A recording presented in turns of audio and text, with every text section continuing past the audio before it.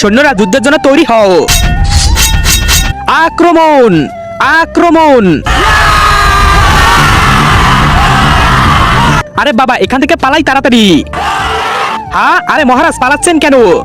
মহারাজ, মহারাজ, মহারাজ কোথায় আপনি? মহারাজ, সেনাপতি, সেনাপতি উপরে। আরে মহারাজ, আপনি তো একটা ভীতু।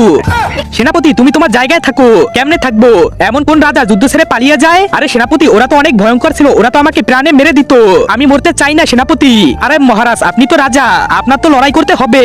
না, আমি লড়াই করতে পারবো না। আরে মহারাজ, মহারাজ, আমি যদি আপনাকে অমর বানিয়ে দেই, অমর, তার মানে তো আমাকে কেউ মারতে পারবে না। তাহলে আমি নিচে নামি। আসেন তাহলে আমার সাথে। হ্যাঁ বাবা, আমার মহারাজ অমর হতে চায়, তাকে অমর বানিয়ে দেন। হাত সামনে দাও।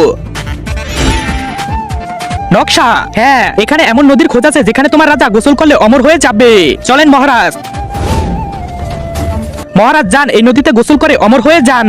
হ্যাঁ, তার আগে মাকে তো আমরা সবাই ভালোবাসি। আজকে দেখি সেই মায়ের জন্য কে কে ভিডিওতে লাইক করে চ্যানেলটি সাবস্ক্রাইব করে দেয়। আসলে আমি দেখতে চাই তুমি মাকে কতটা ভালোবাসো। আর কমেন্ট অবশ্যই আই লাভ ইউ মা লিখে যাবে। এখন মহারাজ গোসল করে অমর হয়ে যাবে।